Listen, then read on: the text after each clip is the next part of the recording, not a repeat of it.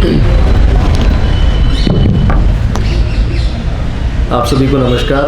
बहुत धन्यवाद साहब, आपने कम से कम किसानों की बात रखने के लिए इतने प्रबुद्ध बुद्धिजीवी और पत्रकारों के बीच मौका दिया। किसान की कृषि बिलों के ऊपर और उनकी खामियों के ऊपर और किस प्रकार उनसे कॉरपोरेट जगत का फ़ायदा होगा, इसके ऊपर मेरे ख्याल से बहुत सारे स्पीकर्स बहुत ही विस्तार से बोल चुके हैं, क्योंकि पक्ष किसानों का है और ज़मीनी हकीकत आप सबको बताना बेहद ज़रूरी है। ऐसे में ये जानना बेहद ज़रूरी है कि ये कृषि बिल लाए क्यों गए हैं, मंशा क्या है, समय की नज़ाकत क्या है और किस समय लाए गए। देश के किसी भी किसान या किसी किसान संगठन ने कभी भी ऐसे किसी प्रकार के कृषि बिलों की मांग नहीं की थी। पहली बात तो कृषि राज्य का विषय होता है। जब सरकार से ये कहा जाता है कि कृषि राज्य का विषय है, तो सरकार कहती है कि हमने किसी भी प्रकार के कृषि के कार्य में संशोधन या कार्य नहीं किया, हमने तो व्यापार संबंधी अधिनियमों में संशोधन किया है, तब वो व्यापार हो जाता है। और जब खूबियाँ गिनाने की बात आती है तो सरकार कहती है कि ये तो सब किसानों के हित के हैं। तीनों कानूनों में कहीं से कहीं तक कही गई सरकार की बात में कोई तथ्य नहीं है। सरकार कहती है कि किसान आज़ाद है, कहीं भी बेच सकता है, तो हम कल भी गुलाम नहीं थे, हम कहीं भी बेच सकते थे। ये बात हम हर पटल पे कहते हैं। प्रेस क्लब में मैं पहली बार कह रहा हूँ, तो आप जान लें कि मध्य प्रदेश का ही अगर मैं उदाहरण दे दूँ आपको, तो गुना का जो किसान है, डबरा का, अशोकनगर का, वो अपनी धान बेचने कोटा मंडी जाता है। आज से नहीं, बरसों से जाता है, जब से पीएमसी मंडी है। मेरे गुना जिले का किसान अपनी सोयाबीन लेके पार्वती नदी पार करके राजस्थान की छबला मंडी जाता है। हमारे निमाड़ का किसान आपके दिल्ली के आज़ादपुर मंडी में मिर्ची और अरबी बेचने आता है। हम गुलाम नहीं थे।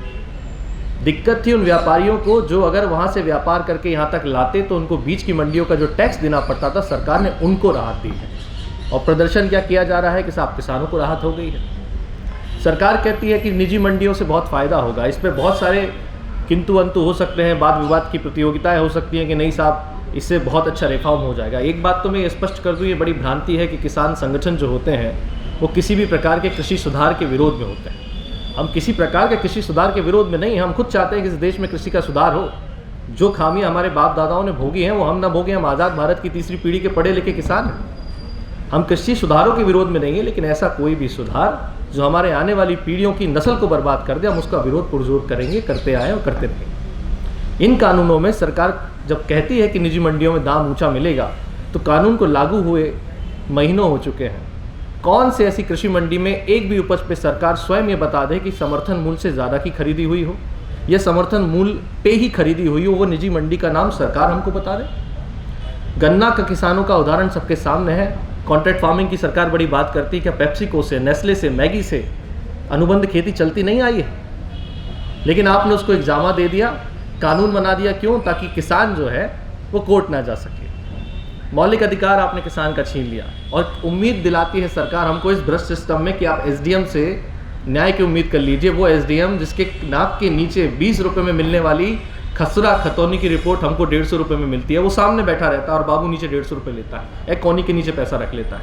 इस भ्रष्ट सिस्टम में सरकार हमसे उम्मीद करती है कि हम उस एसडीएम पे भरोसा करें, उस कलेक्टर पे भरोसा करें, जिसको जब किसान अपना ज्ञापन देने जाता है 200 की भीड़ में वो एडीएम से पूछता है कि बाहर कितने लोग हैं। जब वो कहता है 50 किसान आए तो तुम ही ले लो, डंडे मार के भगा दो, ज़्यादा दिक्कत है तो 151 में बंद करा दो, वो हमको न्याय दिलाएंगे। फिर सरकार कहती है कि अगर 2 महीनों में भी निराकरण ना हो तो आप दिल्ली आइए, जॉइंट सेक्रेटरी लेवल के अधिकारी से मिलिए। क्या मध्य प्रदेश का छोड़िए, बिहार का, राजस्थान का, कहीं का भी एक आम दूर दराज का किसान 2.5 लाख का पेमेंट देने के लिए दिल्ली आके यहाँ चप्पलें घिसेगा? ये कैसी अव्यावहारिक बातें सरकार हमसे करती है। और इन अव्यावहारिक बातों में सरकार ये कहती है कि आप मान लीजिए कि आपके हित की बात है। तो हम कैसे मान लें? हम इसलिए लड़ रहे हैं कि सरकार ने 1953 का काला बाजारी का जो एक्ट था उसमें संशोधन कर दिया। और आपको जान के हैरानी नहीं होनी चाहिए, कानून तो आज आए हैं, पिछले 3 साल से मध्य प्रदेश के हरदा, होशंगाबाद और टिमरनी जैसे जिलों में अडानी जी के साइलो बन के तैयार हो चुके हैं। 3 साल पहले से तैयारी है। उनको मालूम है कि ऐसा कुछ होने वाला है। ज़मीनें खरीदी गई, साइलो बनाए गए, किस लिए? क्या रंगमंच लगा के वहाँ किसानों के रंगारंग कार्यक्रम होंगे? जब ये सवाल हम सरकार से करते हैं तो सरकार कहती कि आप तो अड़े हुए हो। और बार बार इन सारे कानूनों की खामियां सरकार को गिना दी जा चुकी हैं। पहली ही बैठक में सरकार ने अगली बार कह दिया कि ठीक है 15 संशोधन है, हम तैयार हैं, संशोधन पे बात की जाए।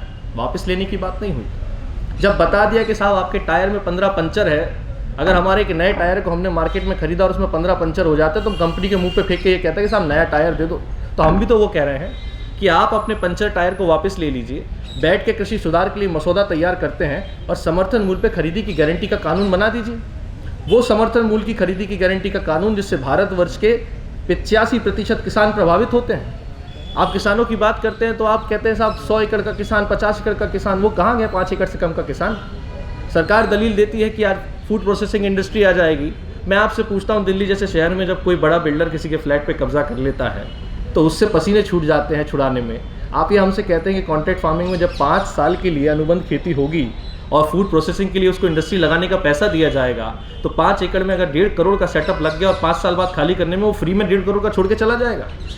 और किसकी ज़मीन पे लोन लेगा? उस किसान की ज़मीन पे लोन लेगा जिसके नाम पे वो ज़मीन है। अगर उसने नहीं चुकाया तो ज़मीन किसकी जाएगी? क्या इन सवालों का जवाब सरकार से मांगना खालिस्तानी और पाकिस्तानी कहलाने लायक है? हम सरकार से हमारी बुनियादी लड़ाई लड़ रहे हैं। हम पढ़े लिखे किसान ये जानते हैं कि हम अपने आने वाली पीढ़ी की लड़ाई लड़ रहे हैं। ये कॉर्पोरेट नुमा गाजर घास हमारे आने वाली पीढ़ी जो है फसल रूपी नस्ल को बर्बाद कर देगी। हम इस बात की लड़ाई लड़ रहे हैं। मैं आपको ये बताना चाहता हूँ कि सरकार के साथ वार्ता करके हम नहीं अड़े थे। हम तो रामलीला मैदान के लिए लिखित परमिशन अखिल भारतीय किसान संघर्ष समन्वय समिति, राष्ट्रीय किसान महासंघ और बाकी संगठनों से मिलाकर जो संयुक्त मोर्चा बना था उसने लिखित में यहाँ पे परमिशन मांगी थी। सरकार ने हमसे मना किया, दिल्ली कमिश्नर ने हमसे मना किया और जितने भी किसान अन्य राज्यों से मुझे स्वयं बॉर्डरों पे अरेस्ट किया गया, रोका गया कि साहब वहाँ परमिशन नहीं है। फिर आप हमको एक ग्राउंड दे देते हो, बोलते इसमें आ जाओ, रुक जाओ, ताकि आदत तारफ से चलता रहे और दूसरा शाहीन बाग बना देंगे कि भैया बैठे रहेंगे, खाते रहेंगे और फिर उसको बदनाम करते रहेंगे। ये बॉर्डर पे रुकने की हमारी ताकत है। मैं मानता हूँ कि दिल्ली की जनता को तकलीफ होती होगी, हम भी इंसान हैं, हमारे भी बाल बच्चे होते हैं, हमें भी लगता है कि लोगों को तकलीफ होती है। लेकिन क्या करें साहब, सरकारी संपत्ति का नाश किसने किया? इस देश की जनता की प्रॉपर्टी का जो टैक्स आता है, जो गाड़ी कमाई का पैसा, उसका नाश सरकार ने किया। रोडें सरकार ने खोदी, पिलर सरकार ने गिराए, पेड़ सरकार ने काट काट के गाड़े। क्या वो जनता का पैसा नहीं था? और आरोप लगाते किसान उद्यम मचा रहा है। हम शांति प्रिय तरीके से, जैसा आशुतोष जी ने कहा, गांधीवादी तरीके से अपना आंदोलन कर रहे हैं। हमारी मांगें बुनियादी हैं। हम कह रहे हैं कि कृषि बिलों में खामी है, आप इनको वापस ले लीजिए। वापस लेने के बाद बैठ के नए रिफॉर्म्स के लिए बात करते हैं ना।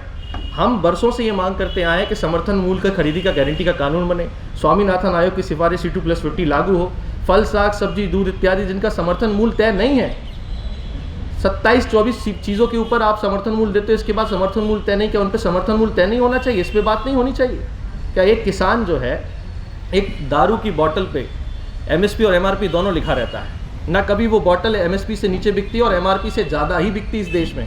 लेकिन सरकार के लिए लाभदायक धंधा, तो सरकार उसके लिए तो कभी नहीं कहती कि नहीं साहब इसका MSP MRP नहीं होना चाहिए। लेकिन हाँ, किसान के अगर 1935 रुपये का कोई समर्थन मूल्य है तो वो 1400 में बिक जाए, कोई दिक्कत नहीं है। और ये बात भी यहाँ समझने की ज़रूरत है कि हम लड़ाई लड़ रहे हैं आम उपभोक्ता को बचाने की।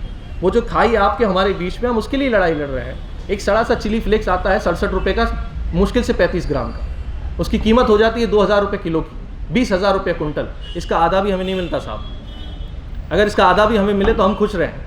या तो आपको जो मिल रहा है उसका हिस्सा हमें मिलना चाहिए, और अगर आपको जो मिल रहा है वो हमको नहीं मिल रहा है तो जो हमसे खरीदा जा रहा है उसमें 2-5 रुपये जोड़ के आपसे लेना चाहिए। आखिर शहर में रहता कौन है? शहर में वही हमारा पढ़ा लिखा भाई आता है जो नौकरी करने के लिए घर से बाहर निकला, बीवी बच्चों के साथ या रह रहा है। तो गाँव में हम भी लुटते हैं और शहर में हमारा वो बच्चा भी लुटता है। ये कौन सा न्याय है? मतलब आम उपभोक्ता को आप महंगा दोगे, किसान से आप सस्ता खरीदोगे, और बीच में मजे कौन मार रहा है? आड़तिये मार रहे हैं। उन आड़तियों को हटाने की जब बात आती है तो सरकार कहती है कि हमने कानून ला दिए। तो कानून ला के आपने आड़ती हटाए कहाँ है? अडानी और अंबानी जैसे कॉर्पोरेट हाउसेस जो ऑलरेडी एग्जिस्टिंग इस बिज़नेस में है, और बाद में एक अंबानी जी का मैंने बीच में पढ़ा था, उन्होंने कह दिया कि साहब हम तो इस प्रकार के किसी बिज़नेस में आने नहीं वाले हैं। जब आप आने नहीं वाले हो तो मध्य प्रदेश किसान में अपने नंबर में आपको दिखा सकता हूँ, हर 3 दिन में एक फ़ोन आता है, नमस्कार किसान साथियों, आपका रिलायंस फाउंडेशन में स्वागत है। और फिर वो आधे घंटे तक कृषि से संबंधित जो भी जानकारी, क्षेत्रीय जानकारी, गौर करिएगा, क्षेत्रीय जानकारी, अगर मैं गुना जिले का किसान हूँ तो मेरे रकबे के हिसाब से मैं कौन सी फसल बो रहा हूँ उसकी जानकारी वो मुझे क्यों दे रहा है? क्या पड़ा है रिलायंस फाउंडेशन को मुझे जानकारी देने की? और उनको ये डेटा उपलब्ध किसने कराया? मेरी ज़मीन का डेटा रिलायंस फाउंडेशन के पास आया कैसे, जबकि ये डेटा केवल और केवल सरकार के पास होता है? अब ये पूछो तो सरकार कहती नहीं, ऐसा कुछ नहीं होने वाला है। आप अडानी और अंबानी के थ्रू FPOs बनवा रहे हैं। FPOs कौन बनाएगा? जब वेयरहाउस कॉर्पोरेशन इस देश में आया था तो वेयरहाउस का नाम दिया गया तो किसान वेयरहाउस बनाएगा। लेकिन आज नेताओं के इर्द गिर्द घूमने वाले बड़े बड़े लोगों के वेयरहाउस है, किसान का वेयरहाउस नहीं है। आज सरकार बार बार कह रही फूड प्रोसेसिंग इंडस्ट्री लगेगी, फूड प्रोसेसिंग इंडस्ट्री लगेगी, तो लगाइए ना, मना कौन कर रहा है? लेकिन 5 एकड़ का किसान फूड प्रोसेसिंग इंडस्ट्री नहीं लगा पाएगा साहब। वो वही बड़ा आदमी लगाएगा जो नेताओं के इर्द गिर्द घूमेगा, उसको लोन मिलेगा, क्योंकि लोन लेना हमारे लिए बड़ा कठिन कार्य है। लेकिन उसी ज़मीन पे आप व्यापारी को लोन देने को तैयार हो।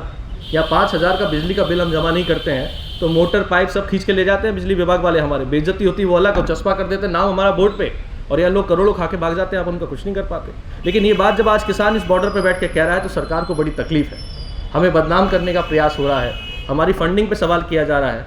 फंडिंग पे क्या सवाल करते हो साहब? लंगर खा रहे हैं, लंगर खिलाने वाला जो पद्धति सरदारों की है वो 500 वर्षों से चली आ रही है, आगे भी चलती रहेगी। आप जाके देखिए ना और कौन खिला रहा है लंगर। आप हर चीज़ पे प्रश्न कर रहे हैं कि कैसे इस चीज़ को बदनाम किया जाए, लेकिन हम वो किसान ये जो सोच के आए हैं, और हम पहले दिन से कह रहे हैं कि हम सरकार से सुनने नहीं आए, किसी को बुरा लगे या अच्छा लगे, हम सरकार से सुनने नहीं आए, हम अपनी पीड़ा सुनाने आए, और हम अपनी पीड़ा उस सरकार को सुनाने आए जिसको स्पष्ट बहुमत देके लोकतंत्र में हमने चुना है।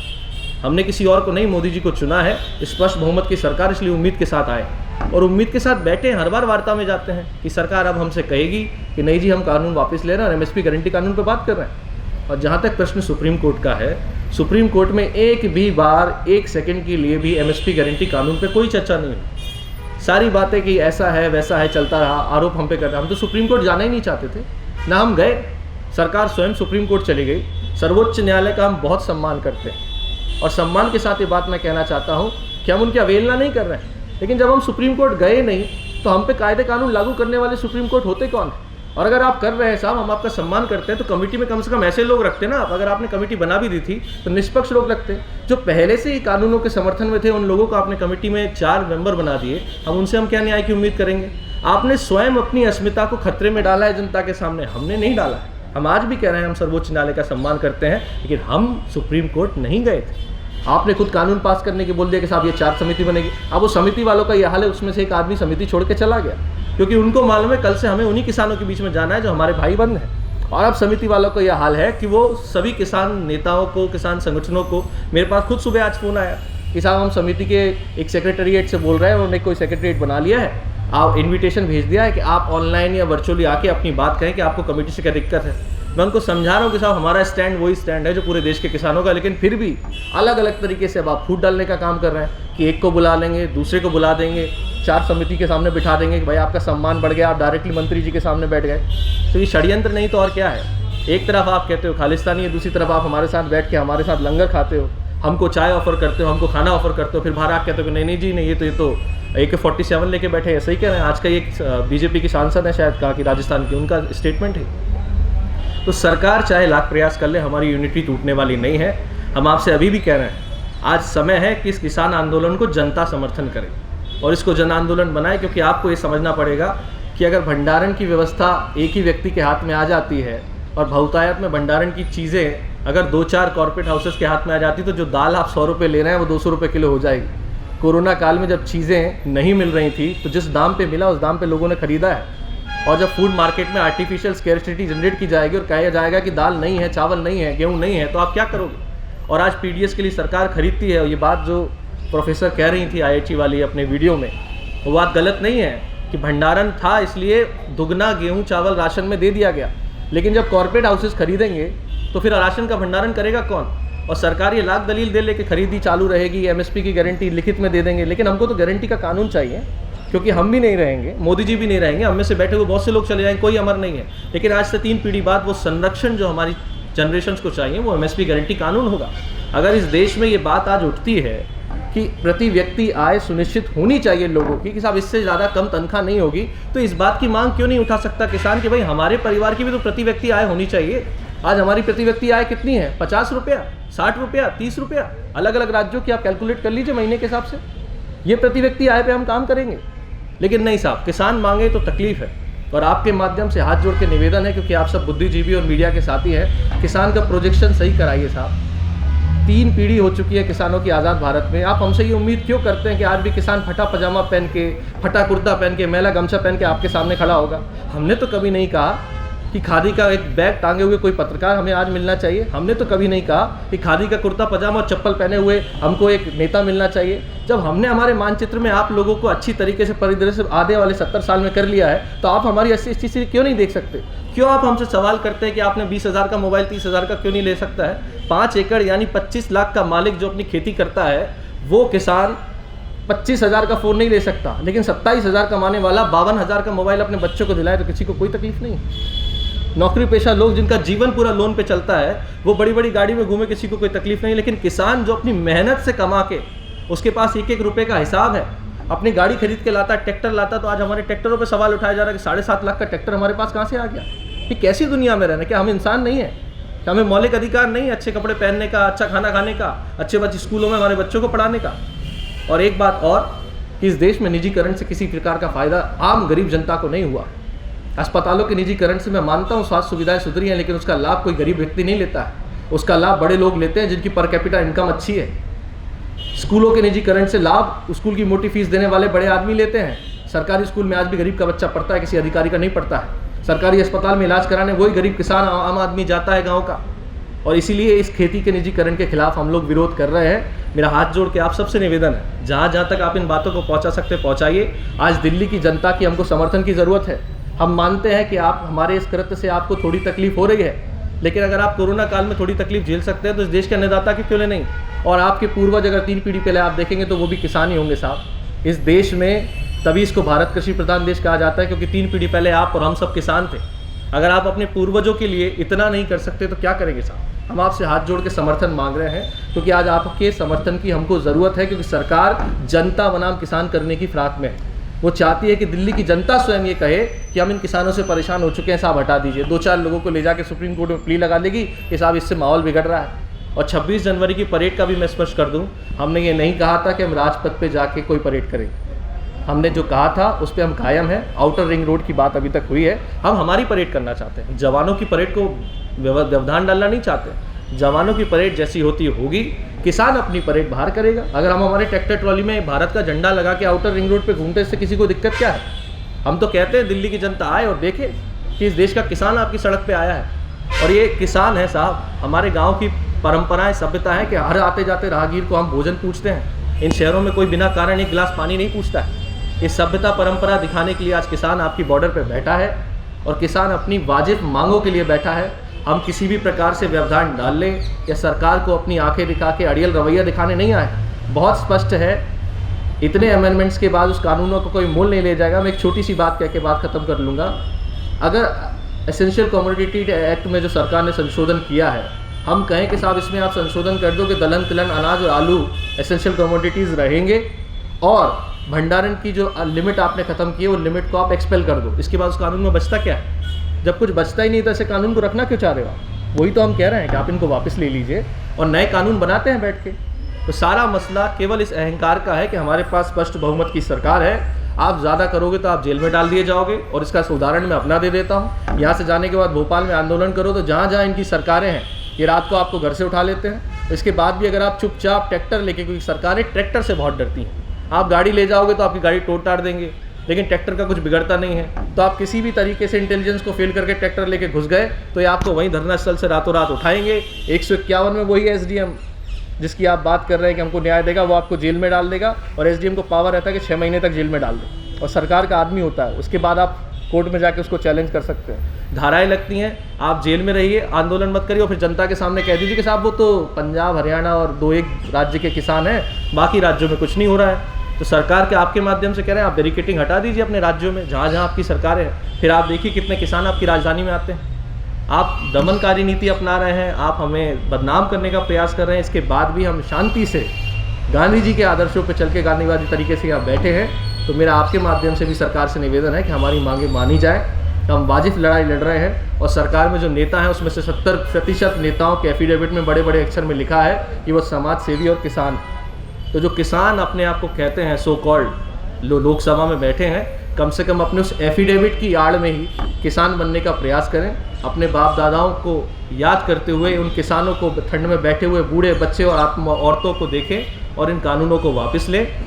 किसान बड़ा ही सोच के आया है कि कानून वापस नहीं होंगे तो किसान यहाँ से नहीं जाएगा, क्योंकि हमारी लड़ाई इसी बात की थी। हम कानून वापस कराने ही आए थे, हम उसमें कोई बात करने नहीं आए थे। तो जिस मांग को लेकर आंदोलन चालू हुआ हो, बिना उस मांग को माने हम घर कैसे चले जाएं? सवाल ये भी पैदा होता है। हम हमारी मांगों को मनाने आए हैं, मांगों को मना के जाएंगे, लेकिन हमारी मंशा कदापि किसी भी प्रकार की दिल्ली वासी को परेशान करने की नहीं है। एम्बुलेंसों का रास्ता पूरा खुला हुआ है। हमने हमारे टेंट जो लगे हैं या जो भी तंबू लगे हैं उनके बीच से पूरा रास्ता खुला हुआ है। एम्बुलेंस फटाफट निकल जाती है। तो मेरा आपसे हाथ जोड़ के निवेदन है, जो भी भ्रांति हो इस वक्तव्य के बाद भी आप पूछ सकते हैं, क्योंकि मैं चाहता हूं कम से कम जो भी सवाल किसी के मन में हो किसान के प्रति वो क्लियर करके घर जाए, ताकि ये सारी भ्रांतियां समाप्त हो। बहुत बहुत धन्यवाद।